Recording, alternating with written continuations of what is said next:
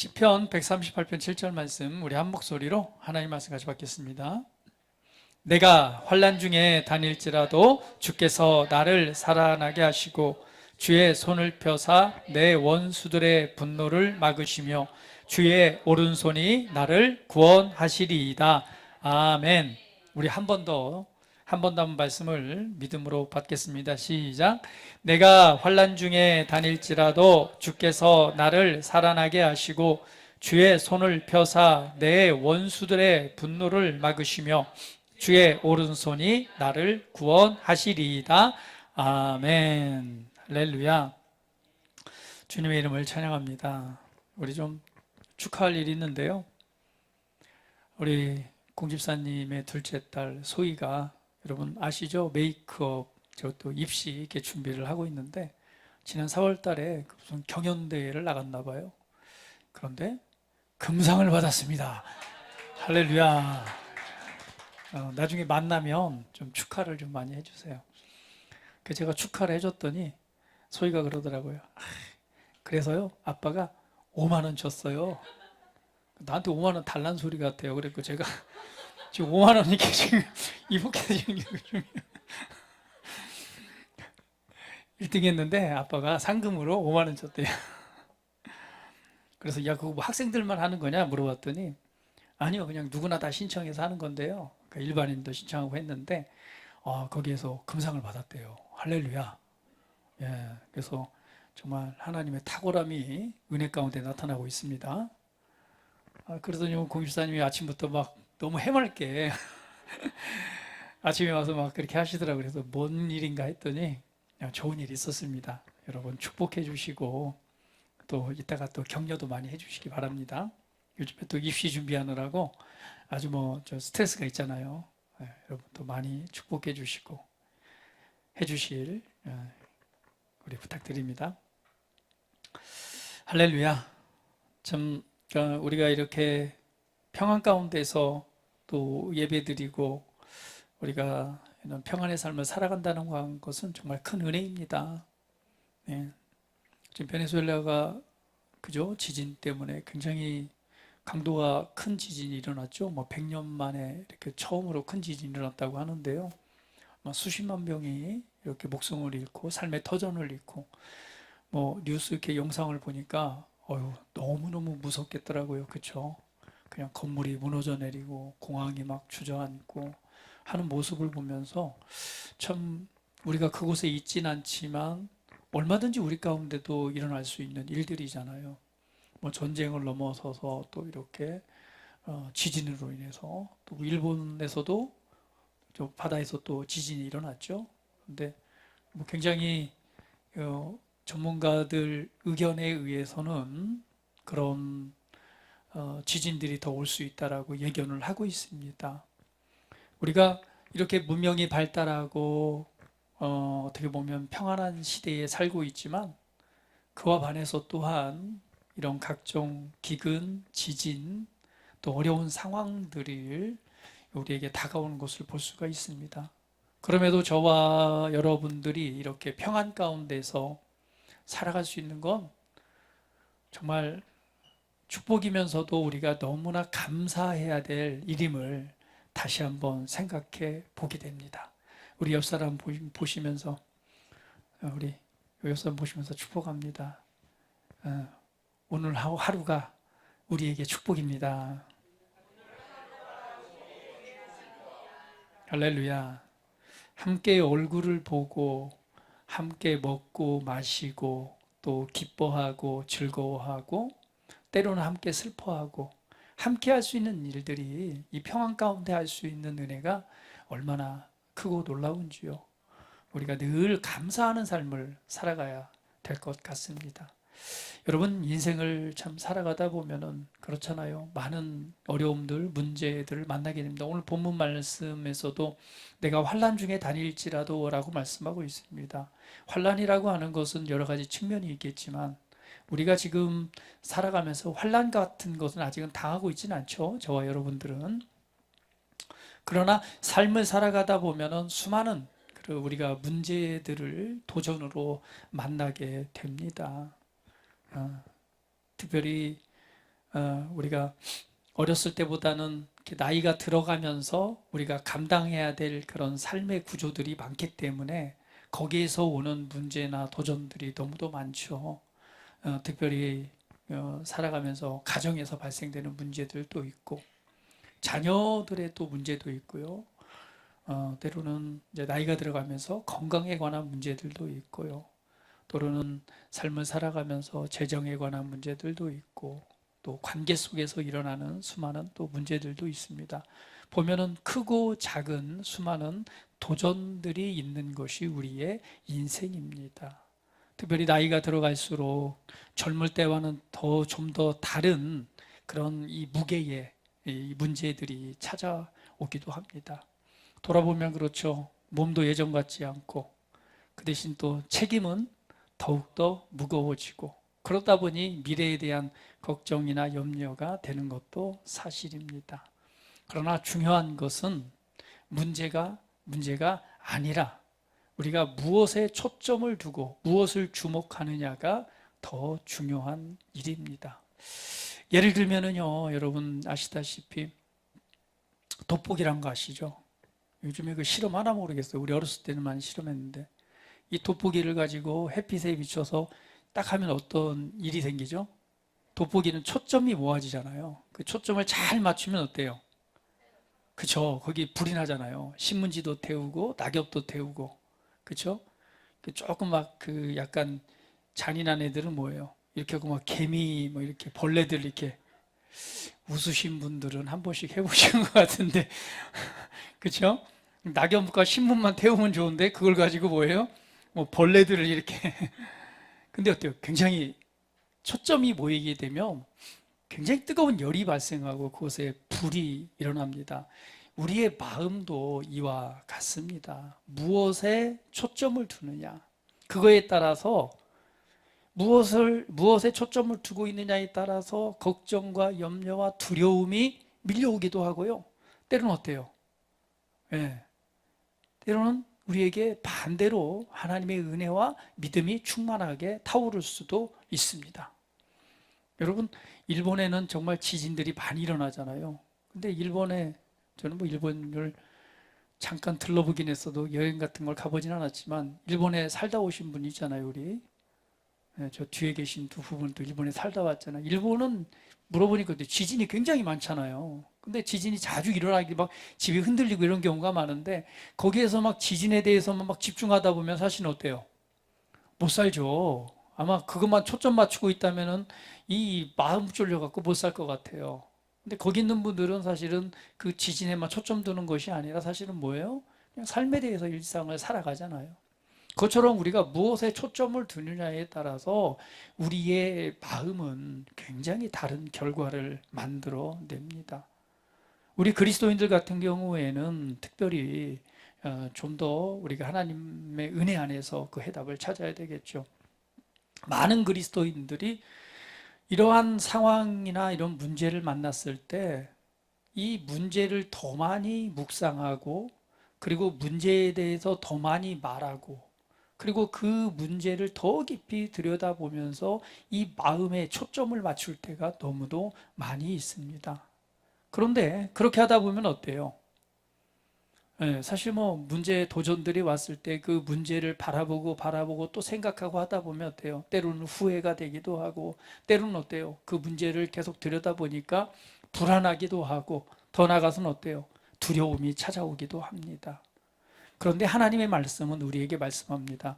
문제에 초점을 두지 말고 문제를 묵상하지 말고 하나님의 말씀을 묵상하라라고 선언하고 있습니다. 그러면 하나님의 자녀인 우리 그리스도인들이 살아가는 삶의 시선, 삶의 초점은 어떻게 해야 될까? 누구나 많은 문제들을 접하게 되고 만나게 됩니다. 우리는 문제에 대해서 분석도 할 필요는 있습니다. 그러나 거기에 우리 마음의 초점, 우리의 마음이 가도록 해서는 안 되는 거예요. 근데 사람의 마음은 어때요? 그것을 많이 바라볼수록, 많이 묵상할수록 어때요? 거기 마음이 가게 되어 있습니다. 우리 박광기 성도님 저기 계신데 어때요? 우리 옆에 있는 짝꿍을 하도 바라보니까 요즘 마음이 그냥 사랑이 얼마나 커졌는지 얼굴에 그냥 행복과 미소가 멈추질 않아요. 할렐루야. 바라보면은요, 좋은 걸 바라보면 좋은 것이 나오는데 어때요? 그러나 반대로 문제나 안 좋은 것에 대한 것을 묵상하고 바라보다 보면 염려가 커지고 그 안에 뭐예요? 두려움이 다가오는 것이 그냥 당연한 원리입니다. 그래서요, 우리의 삶에 오는 어떤 문제든 간에 그 문제에 집중하면요, 염려와 두려움이 커집니다. 왜? 그 문제는요, 우리의 마음, 우리의 이 시선을 빼앗는 힘이 있기 때문에 그래요. 그런데 성경은 우리에게 말합니다. 마태복음 6장 27절에 보면 한번 읽어볼까요? 같이 읽어봅니다. 시작. 너희 중에 누가 염려함으로 그 키를 한 자라도 더할 수 있겠느냐라고 예수님께서 말씀합니다. 아무것도 염려하지 말라라고 그러는 거예요. 그러면서 너희가 염려한다고 해서 그 키를 한 자라도 더할 수 있겠느냐라고 하는 건 뭐냐면 네가 염려한다고 해서 너의 생명의 수가 더 늘어난 줄 아느냐? 그러니까 네가 염려하고 염려를 가지고 있다고 해서 더 좋은 일이 발생하고 더 좋은 일이 일어나느냐? 그렇지 않다는 거예요. 그러니까 주님께서 하신 말씀은 그것에 대해서 문제에 대해서 염려하고 두려워하고 걱정하는 마음속에 머물러 있지 말라. 그 마음 가지고 있는다고 해서 더 좋은 일이 발생하고 그걸 붙잡고 있다고 해서 네 생명이 너 좋은 날이 더 많이 늘어나는 게 아니라는 거예요. 오히려 그렇게 붙잡고 있지 말고 아무것도 염려하지 마라. 하나님 아버지께서 너에게 있어야 될 것을 알고 계신다. 그 하나님을 의지하고 신뢰하라 라고 말합니다. 그러면서 예수님 비유로 말씀하시잖아요. 야, 공중에 나는 새를 봐라. 들에 피해 있는 이 백합화를 봐라. 아무도 돌보거나 하지 않지만 누가 돌보신다고 그랬어요? 하나님 아버지께서 저 공중에 나는 새와 이 피어나는 들풀도 돌보시는데 하물며 하물며 하물며 너희일까 보냐. 하나님께서 우리를 자녀 삼으셨잖아요. 자녀인 너희일까 보냐. 너희에게 있어야 될 것, 그 문제의 해답이 무엇인지, 필요한 것이 무엇인지 너무도 잘 알고 있다라고 말씀하시는 거예요. 그래서 구체적으로 또 어떻게 말씀하세요? 너희의 머리카락 하나까지라도 다 헤아리신 바 된다라고 말씀하시는 거예요. 그럼 하나님의 은혜를 보면 오늘 아침에 지금 머리카락이 몇 개인지 다 알고 계신다는 거예요. 몇 개가 떨어졌고 몇 개가 지금 새로 나고 있고 그만큼 뭐예요? 그 비유는 그만큼 하나님이 우리를 뭐 하신다? 알고 돌보신다는 거예요. 그러니까 걱정하거나 염려하지 말라는 거예요. 문제에 주목하지 말라는 거예요. 오히려 그 모든 것을 아시고 우리를 돌보시는 하나님께 집중해라 라고 말씀하는 것입니다. 여러분, 문제에 집중하게 되면요, 염려와 두려움이 커질 수밖에 없습니다. 첫 번째로 보면은요, 우리가 그 문제에 집중하다 보면은요, 우리의 마음의 평안을 빼앗기게 됩니다. 염려가 시작이 되면 어때요? 마음이 어때요? 염려라고 하는 것은 뭐예요? 마음이 이게 움직이는 거잖아요. 그러니까 어때요? 마음의 평안을 빼앗깁니다. 마음이 복잡해집니다. 할렐루야. 염려. 우리가 문제에 주목해서 문제만을 바라볼 때는요, 마음이 복잡해집니다. 그 다음에 이것은 또 어떤 결과를 만들어내죠? 마음이 복잡해지고 마음이 이렇게 복잡한 상태가 되다 보니까 반대로 어때요? 믿음은 떨어지게 되죠. 더 나아가서는 어때요? 문제가 더욱 커 보이게 됩니다. 그리고 하나님께서 우리에게 주신 은혜를 바라보지 못하게 만듭니다. 여러분 잘 알고 계십니다. 베드로가 멀리에서 이 풍랑이는 바다에서 예수님이 걸어오실 때에 베드로가 예수님을 바라보고 말하죠. 유령이다. 제자들은 말했습니다. 왜? 바닷가에서 이 불빛이 없는 바닷가에서 일렁이는 파도가 있는 가운데서 저 멀리에서 사람이 걸어오고 있잖아요. 무리를 걸어서 오니까 당연히 어떤 생각이 들어요. 제자들은 말합니다. 유령이다. 한마디로 귀신이다. 막 두려워합니다. 그때 베드로가 말하죠. 당신이 유령이 아니고 주님이시라면 나를 오라고 말하십시오. 그때 예수님께서 베드로에게 말합니다. 오라. 내가 예수 주님이니까 오라라고 말합니다. 베드로가 그 말을 듣고 예수님을 주목해서 바라보면서 이 배 밖으로 나와서 물에 이 발을 딛기 시작합니다. 그때 어때요? 예, 물에 빠지지 않고 물 위를 걸어서 예수님을 향해 가는 거예요. 그러다가 예수님을 바라보고 있다가 그 시선이 잠깐 어디로 돌아갔어요? 그쵸? 이 출렁이는 파도를 살짝 보게 됩니다. 그 순간 출렁이는 파도를 보면서 베드로에게 어떤 마음이 들어와요? 그쵸? 두려움이 들어오면서 그 순간적으로 물속에 빠져들어갑니다. 그때 예수님께서 빠져들어가는 베드로의 손을 잡고 물속에서 건져내시면서 말씀하십니다. 왜 의심하였느냐? 할렐루야.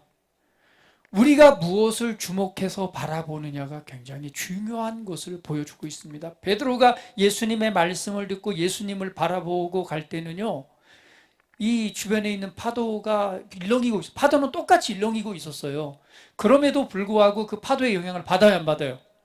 받지 않고 오직 무리를, 그 일렁이는 파도의 무리를 예수님 바라보고 갈 때는 걸을 수 있었어요. 근데 예수님에게서 시선이 떨어져서 뭘 바라볼 때? 일렁이는 파도를 바라보는 순간에 뭐가 들어와요? 믿음이 아니라 의심과 두려움이 들어오고, 두려움이 들어오는 순간 그냥 물속으로 빠져들어가는 거예요. 그리고 예수님께서 건져주십니다. 우리가 무엇을 주목해서 바라보느냐가 이렇게 중요한 결과임을 보여주고 있습니다. 왜? 파도는 그냥 동일하게 있었습니다. 단지 뭐예요?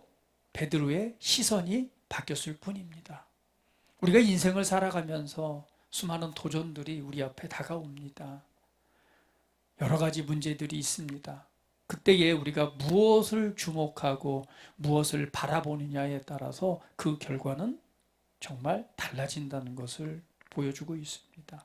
예수님을 바라볼 때는요, 그 말씀을 믿는 믿음으로 충만했지만, 일렁이는 파도를, 시선을 돌려서 이 일렁이는 파도를 바라볼 때는요, 순간적으로 두려움이 들어왔어요. 두려움이 들어오는 순간 반대로 믿음은 떨어지고, 그리고 의심이 들어오고, 그 순간 물속으로 빠지게 되는 것을 보게 됩니다. 여러분, 말씀에 집중하면은 다시금 믿음이 살아납니다. 예수님을 바라보면 믿음이 살아납니다. 할렐루야. 믿음은 무엇입니까? 모든 상황을 이길 수 있는 우리에게 주신 특별한 은혜입니다. 우리가 예수님을 믿고 거듭난 것, 새롭게 우리가 하나님의 자녀가 된 것도 무엇으로 됐어요? 우리의 노력으로 되었습니까? 우리의 열심으로 되었습니까? 아닙니다. 내가 하나님을 뭐 기쁘시게 해드려서 우리가 하나님의 자녀로 거듭났습니까? 그렇지 않습니다. 저와 여러분은 한 게 아무것도 없어요. 우리가 구원받고 하나님의 자녀가 되고 우리가 천국 가는 것을 위해서 우리가 한 일은 아무것도 없습니다. 우리는 그런 할 만한 자격도 안 되는 그냥 이 죄인 된 사람들이었습니다. 그러나 누가 하나님께서 우리를 먼저 사랑하셔서 우리를 구원해 내기 위해서 자신의 아들을 이 세상에 보내셨고, 예수님께서는 그 은혜를 따라서 우리를 대신하여 십자가의 고난과 죽임을 당하신 것입니다.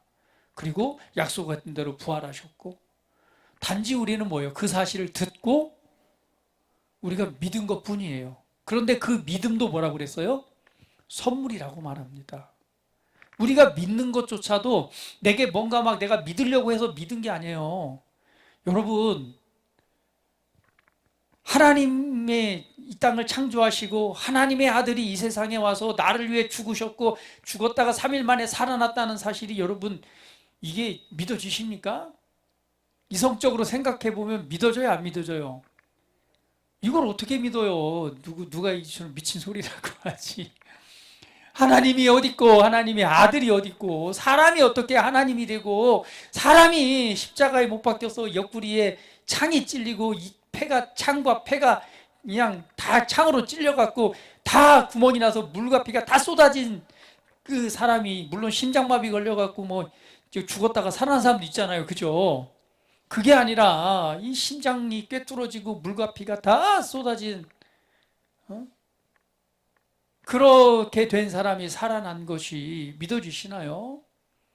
이성적으로 생각하면 받아들일 수 없고 믿을 수가 없습니다. 그러면 우리가 그 사실을 인정하고 받아들이는 것 또한 뭐라는 거예요? 하나님께서 우리에게 주신 믿음의 선물 때문에 우리가 그것을 받아들일 수 있는 거예요. 할렐루야.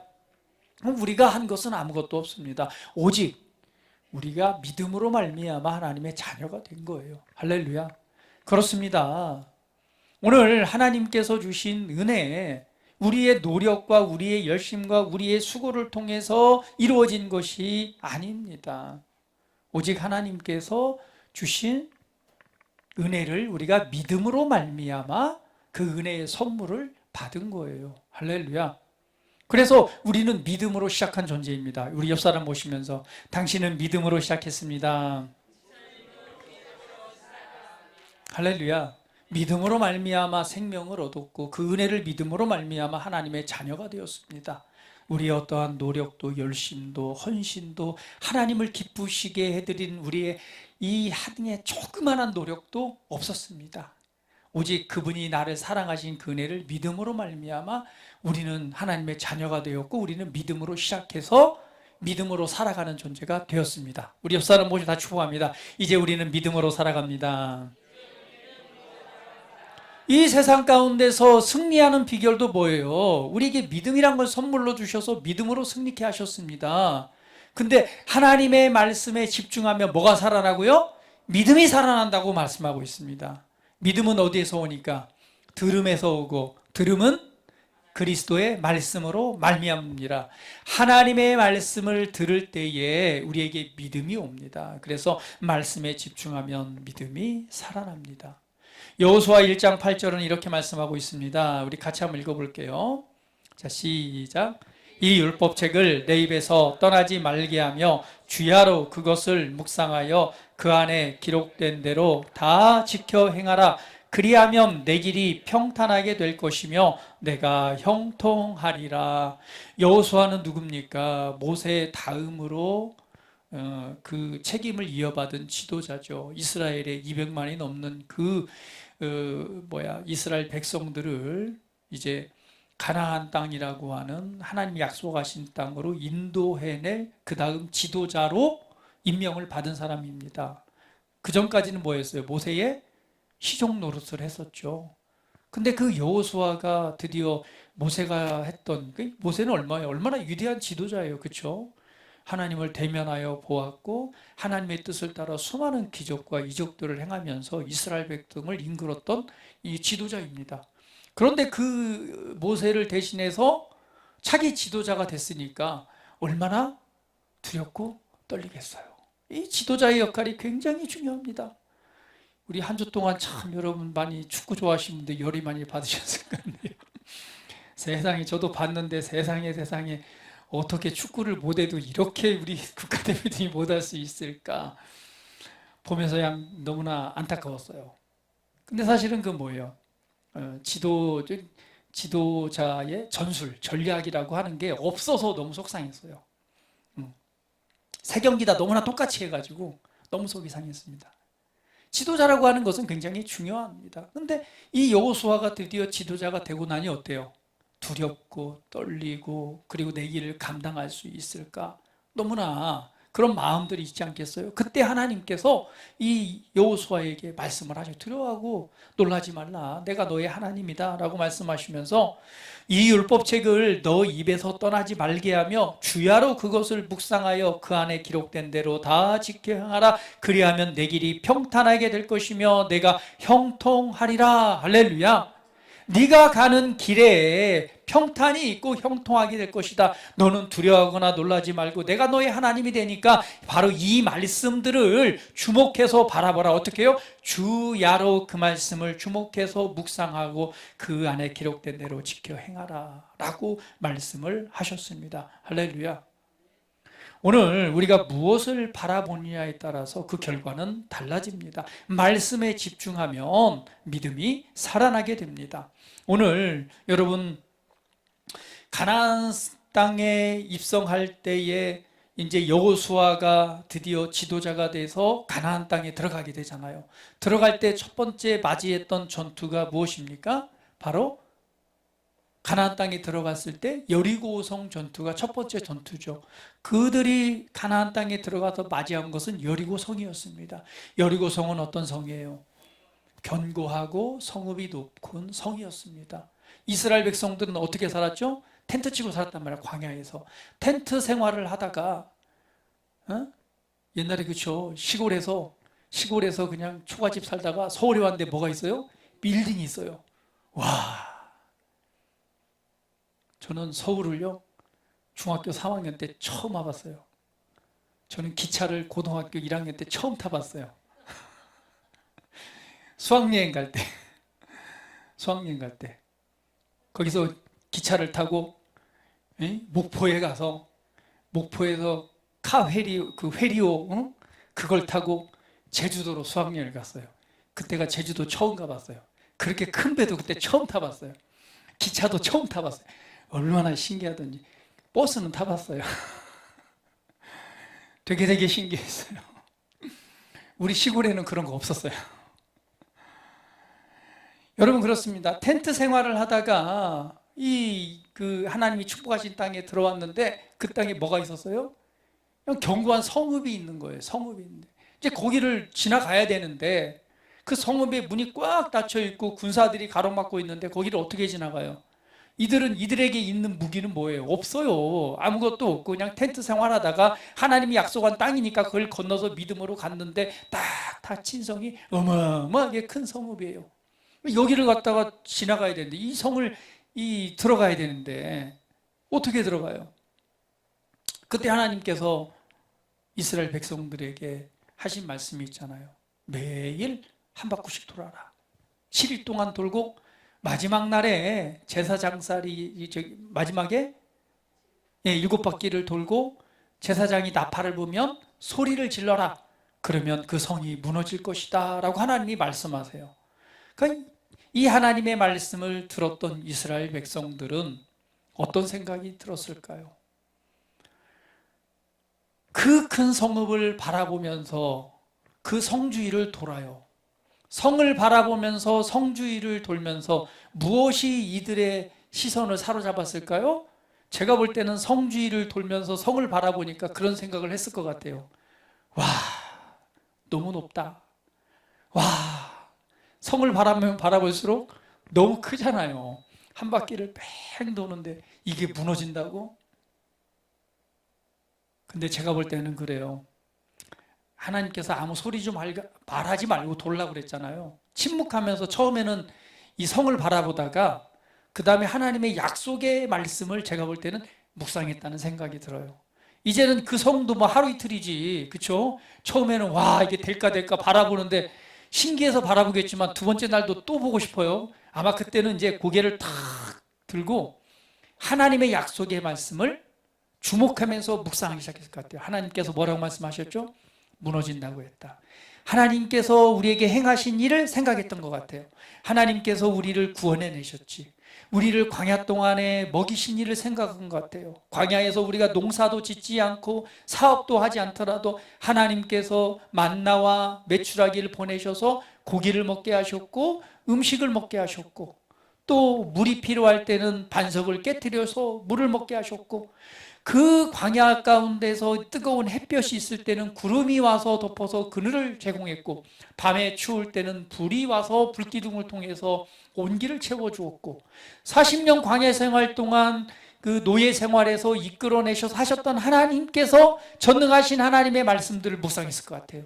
그 하나님이 약속하셨던 말씀을 묵상했고 이제 너희가 돌고 소리치며 무너질 거라는 그 약속의 말씀을 또 생각하고 또 생각했던 것 같아요. 처음에는 이해가 되어지지 않았고 처음에는 안 될 거라 생각했는데 그 말씀을 듣고 생각하고 하다 보니 어때요? 점점 생각이 바뀌어. 그럴 수도 있겠다. 하나님이 말씀했다면 그럴 수도 있겠다. 하나님이 말씀했다면 정말 우리가 소리를 지르면 이 건물이, 이 성읍이 무너질 수도 있겠다.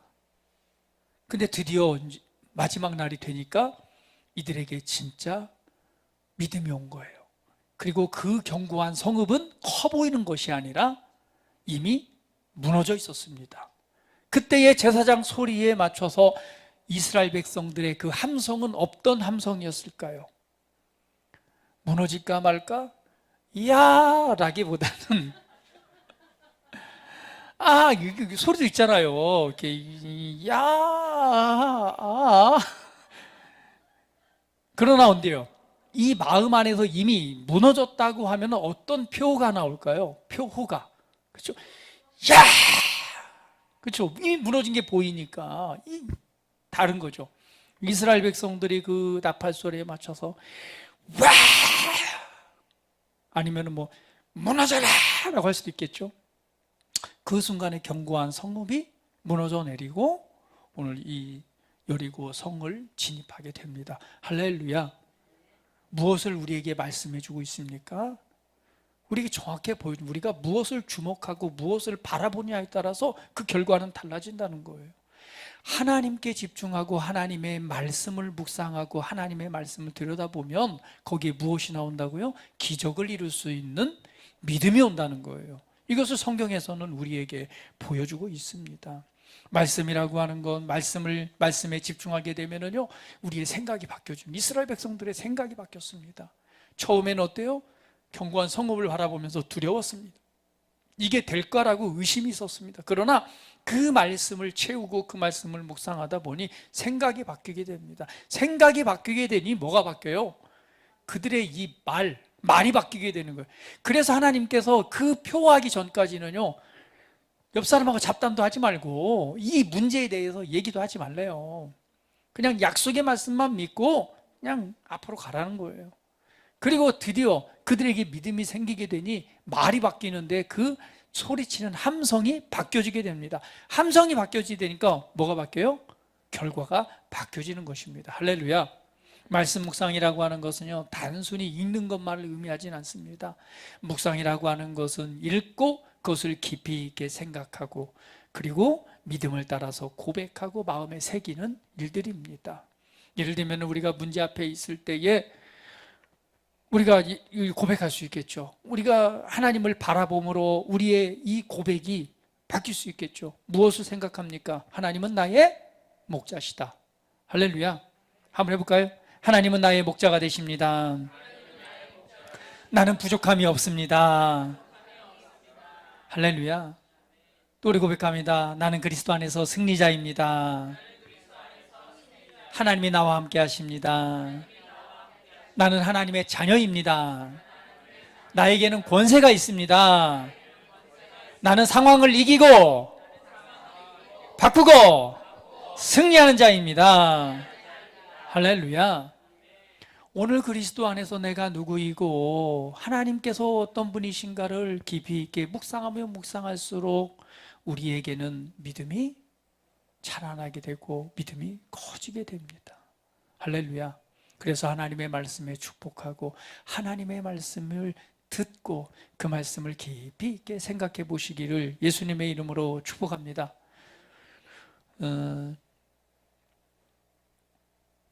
빌립보서 4장 6절 7절 말씀 한번 우리 같이 보도록 합니다. 같이 한번 읽어보겠습니다. 시작. 아무것도 염려하지 말고 다만 모든 일에 기도와 간구로 너희 구할 것을 감사함으로 하나님께 아뢰라. 그리하면 모든 지각에 뛰어난 하나님의 평강이 그리스도 예수 안에서 너희 마음과 생각을 지키시리라. 아멘. 걱정이나 염려 되시네요? 오늘 주님께 맡기는 일들을 배우시기를 축복합니다. 오늘 아무것도 염려하지 말고 다만 모든 일에 기도와 간구로 너희 구할 것을 감사함으로 하나님께 아뢰하라고 말씀하고 있습니다. 성경은 우리 주님은 우리에게 분명하게 말씀합니다. 염려하고 있지 말라. 그 대신에 기도하라. 문제를 붙잡고 있지 말고 하나님께 그 문제를 가져가는 것입니다.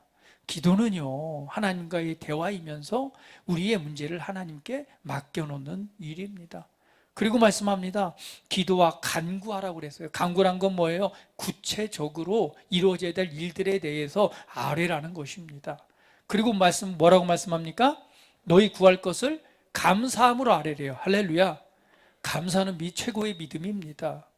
왜? 이 문제를 아뢰 때에 감사함으로 아뢰는다는 건 뭐예요? 이게 될까 말까가 아니라 이미 하나님께서 이루셨다라고 하는 것, 주셨다라고 하는 것을 믿기 때문에 감사함으로 아뢰 수 있는 거예요. 할렐루야. 이렇게 하라고 우리에게 말씀하고 있습니다. 오늘 맡긴다라고 하는 것은요, 단순히 내가 주님께 맡깁니다라고 하는 것이 아니라 오늘 그 문제를 내가 붙잡고 있지 않은 것입니다. 문제를 붙잡고 있다면 맡긴 게 아니죠. 말로서는 맡겼습니다 해놓고는 계속 가지고 있다면 맡긴 게 아니에요. 너희의 염려를 주께 맡기라라고 말했어요. 맡긴다는 건 던지라는 얘기입니다. 내가 가지고 있지 말고 던져놓으란 얘기예요. 여러분, 시골에 옛날에 보면은 뭐예요? 버스, 그 완행버스 버스를 탔는데, 아니면은 가다가 뭘 얻어 탔어요? 차를 얻어 탔는데 그냥 그 무거운 짐을 머리에다 계속 이고 있어요. 왜 그렇죠? 미안하니까. 미안하니까. 이거 내 몸 하나 탄 것도 감사한데 어떻게 이 무거운 거를 저기다 내려놓겠어요? 미안하니까 그냥 이고 있는 거예요. 그것과 같지 않겠습니까? 오늘 그 은혜에 탔는데 뭐 한다고 이 짐을 계속 가지고 있어요? 붙잡지 말고 뭐라고요? 맡기라고 하는 거예요. 주님께서는 맡겨 놓으라. 내가 붙잡고 있으면 내 문제지만 맡겨 놓으면 뭐예요? 주님께서 이제 행하실 일이잖아. 이것이 바로 믿음입니다. 그래서 주님께서는 우리에게 말씀합니다. 그 문제를 붙잡고 있지 말고 기도와 간구로 오늘 감사함으로 그것을 아뢰라는 거예요. 그러면 하나님의 평안이 우리의 마음과 생각을 지키신대요. 모든 문제는 어디서부터 커져요? 우리 마음과 생각에서부터 켜집니다. 문제를 바라보면 문제가 커지고, 커지다 보면 염려와 근심이 오게 되고, 염려와 근심이 오다 보면 스트레스가 와요. 스트레스는요, 우리 몸을 병들게 합니다. 할렐루야. 우리 옆 사람 모시면서 스트레스 없는 삶을 살아가십시오. 그리고 서로가 서로에게 스트레스를 주면 안 돼요. 다시 한번 기뻐하고 감사합시다. 할렐루야. 늘 하나님께서 우리에게 기쁨을 주셨고 예수님께서 우리에게 평화를 주셨잖아요. 그래서 너무 작은 것에, 아니면은 하나님의 이 말씀과 하나님의 은혜에 속한 것 외에는요, 너무 그것에 대해서 너무 집중하지 마세요. 운전하다가 누구 끼어들었다고 너무 열받아 하지 마세요.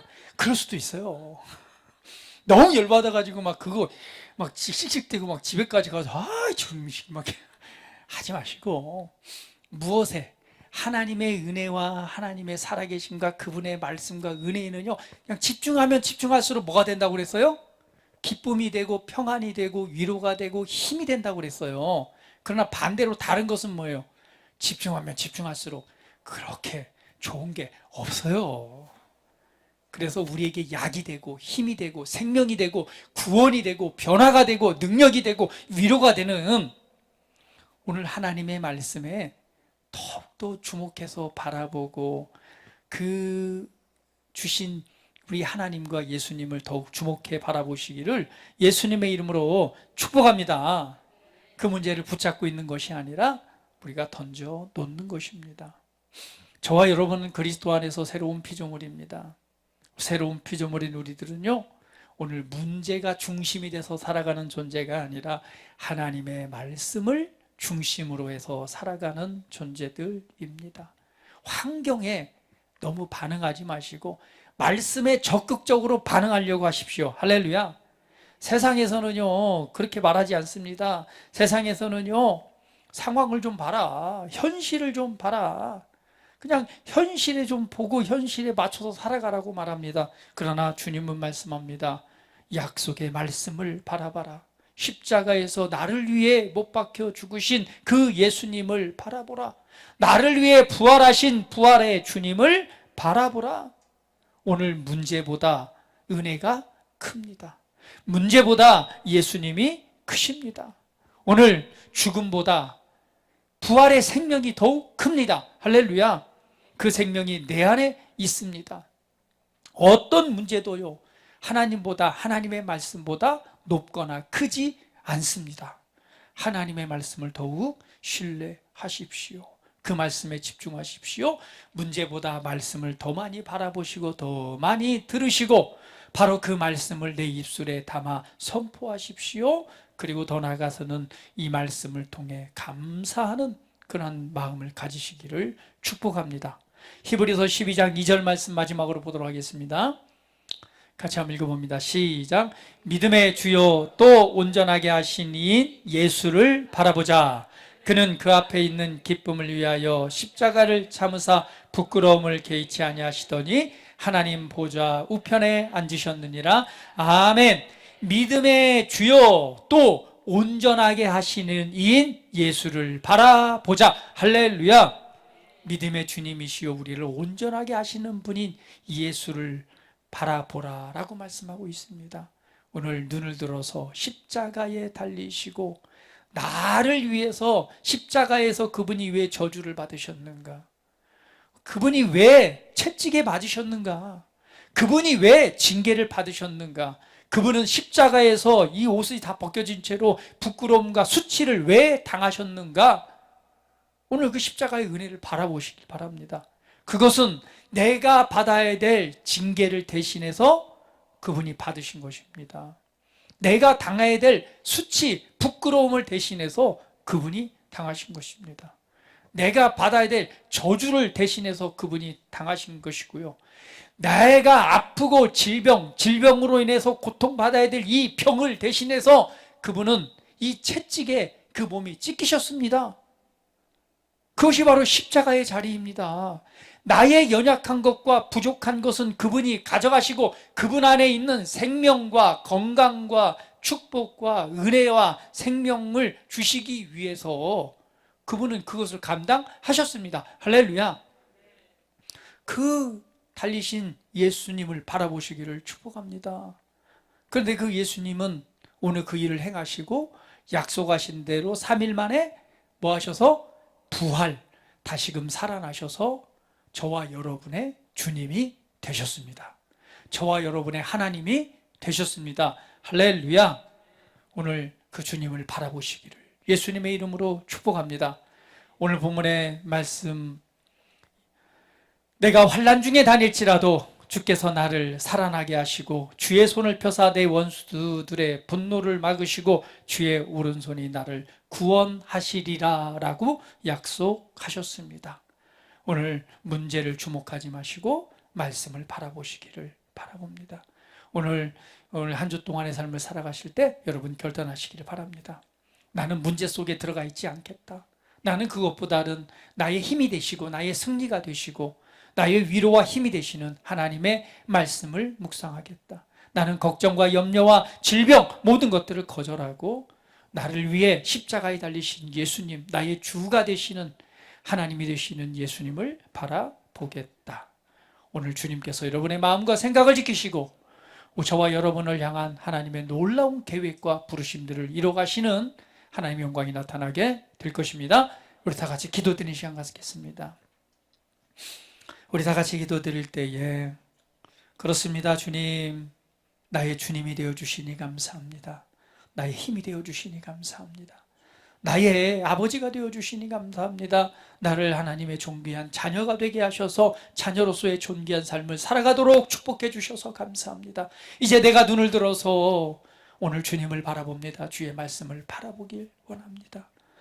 이 시간 다 같이 우리 고백하면서 기도드리는 시간 같습니다. 다 같이 기도합니다. 살아계신 아버지 하나님 감사합니다.